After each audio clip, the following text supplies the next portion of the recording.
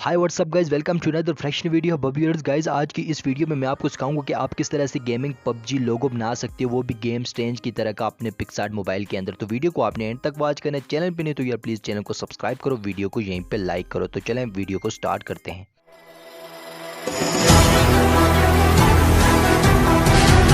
Guys तो first step हम PicsArt application को ओपन कर लें। अगर आपके पास न्यू पिक्सआर्ट नहीं है उसका लिंक मैंने आपको डिस्क्रिप्शन में दे दिया। ये वाला बैकग्राउंड हमने सेलेक्ट किया, टूल्स पे जाके क्रॉप पे जाके इसको सिक्योर फॉर्म में हम क्रॉप कर लेते हैं क्योंकि आपकी डीपी सिक्योर फॉर्म में होती है।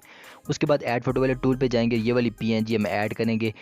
उसके बाद हमने क्या काम करना है, इसको फुल साइज़ करना है ताकि हमारे बैकग्राउंड पे आ जाए। ब्लेंड वाले टूल का इस्तेमाल करेंगे और इसको हम लाइटन पे शिफ्ट कर देंगे, इसको हम लाइटन कर देंगे। उसके बाद आपने क्या काम करना है, इसकी ओपेसिटी को हल्का सा कम करने, पहले आप इसको अपने हिसाब से एडजस्ट कर लेना, छोटा या बड़ा जिस हिसाब से आप सर्कल रखना चाह रहे हो, ठीक है ना। फिर इस पर आपने टैप करना है, ओपेसिटी को आपने कम करना है, ठीक है। 70 या 60 के लगभग आपने रख देनी है इसको। यहाँ से हम इसको डन कर सकते हैं, हमारा बैकग्राउंड तैयार हो चुका है। उसके बाद ऐड फोटो वाले टूल पर जाएंगे और यहाँ से हम अपनी एक फ़ोटो ऐड करें। इस तरह की फ़ोटो आपने अपनी एक क्लिक कर लेनी है। अगर आप फोटो को कार्टून बनाना चाह रहे हो तो उसकी लिंक भी मैं वीडियो का डिस्क्रिप्शन में दे दूंगा कि आप किस तरह से बना सकते हो। कटआउट वाले टूल पे जाएंगे, बैकग्राउंड को हम अरेज करेंगे। पर्सन पे हमने टैप किया है, ठीक है। आप पर्सन पे टैप करोगे तो ऑटोमेटिकली 1 सेकंड के अंदर ये आपको बैकग्राउंड अरेज करके दे देगा। उसके बाद ब्रश वाले टूल पे जाएंगे, ये वाली जो हिस्सा है जो कुछ रहता होगा उसको हम ब्रश से अच्छे तरीके से एडजस्ट कर लेंगे, ठीक है ना। इस तरह से आपने जल्दी जल्दी से इसको एडजस्ट कर लेना जो हिस्सा बाकी बचा हुआ। उसके बाद यहाँ से हम इसको डन कर देते हैं, ठीक है ना। यहाँ से भी हम इसको सेट कर देते हैं और यहाँ से थोड़े एजेस बाहर वाली साइड आ चुके हैं तो इसको हम अरेज कर देते हैं। और ये हमारा जो बैकग्राउंड है वो 1 सेकंड के अंदर बेहतरीन किस्म का अरेज हो चुका है, ठीक है ना। तो उसके बाद आपने क्या काम करना है, इसको इसके ऊपर एडजस्ट करना है, लेकिन उससे पहले फ्लिप करते हैं हम इसको इस साइड पे जिस साइड पे आप फ्लिप करना चाह रहे हो, तो यहाँ से आप फ्लिप वाले ऑप्शन को इस्तेमाल करके फ्लिप कर सकते हो। उसकी ओपेसिटी को उसके बाद हमने 60 रखा है। 60 रखने के बाद हमने क्या काम करना है, सर्कल के ऊपर इसको एडजस्ट करना है अच्छे तरीके से।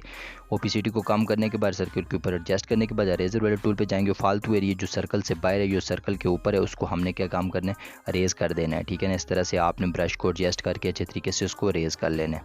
अरेज करने के बाद यहाँ से हम इसको डन करते हैं। उसकी ओपेसिटी को दोबारा से 100 कर देते हैं। ये हमारी फ़ोटो अब सर्कल के अंदर आ चुकी है, ठीक है ना। हमारी अब हमने जो नेक्स्ट काम इसके अंदर करना है वो हमने करना है कलर ग्रेडिंग करनी है, मैचिंग करनी है इसकी। तो इसके बाद यहाँ से इसको डन करते हैं। टूल्स पे जाएंगे, एडजस्टमेंट पे जाएंगे और यहाँ से हमने क्या काम करना है, यहाँ से इसकी कलर ग्रेडिंग करनी है। कंट्रास्ट पे जाके इसके कंट्रास्ट को हल्का सा बढ़ाएंगे, क्लैरिटी को 26 रखेंगे, सेचुरेशन को आपने थोड़ा सा बढ़ाना है, 25 या 28 रखना है। ह्यू को आपने कम करना है अपने हिसाब से, जो कलर आप देना चाह रहे हो। यहाँ पे मैं ये वाला कलर देना चाह रहा हूँ, ठीक है ना, गेम स्ट्रेंज की तरह का। तो हाईलाइट्स को आपने क्या काम करना है, -37 रखना है। शेडोज़ को आपने हल्का सा टच करना है, यानी कि कम करना है। शेडोज़ को आप बढ़ा के भी चेक कर लो, लेकिन टेम्परेचर को हम यहाँ से बढ़ाते हैं, ठीक है। शेडो को आपने -15 रखना है, टेम्परेचर को आपने हल्का सा बढ़ा के यहाँ से डन कर देना। इफेक्ट्स वाले टूल पे जाएंगे, सिंपल पे जाएंगे और यहाँ से हम एक इफेक्ट अप्लाई करेंगे। कौन से वाला, लोम्बो वाला इफेक्ट, ठीक है। लोम्बो वाले इफेक्ट को हमने किस तरह से अप्लाई करना है, लोम्बो वाले इफेक्ट इधर आपको लास्ट पे मिल जाएगा, आपने आगे स्क्रॉल करके जाना है। वो लोम्बो पे आपने टैप करना है। सबको पहले आपने 0 करना है। 0 करने के बाद आपने क्या काम करना है, विग्नेट को आपने 22 रख दिया मैंने, ठीक है ना। अमाउंट को आपने 4 या 3 रख के यहाँ से इसको डन कर देना अपनी फ़ोटो के हिसाब से। उसके बाद मर्ज किया, मर्ज करने के बाद दोबारा से सिंपल पे गया, शार्पनिंग वाले टूल को हम यहाँ से यूज़ करेंगे। शार्पनिंग पे हमने टैप किया और इसकी शार्पनेस को हमने 80, इसकी फेड को रख दी और यहाँ से हमने इसको डन कर दिया।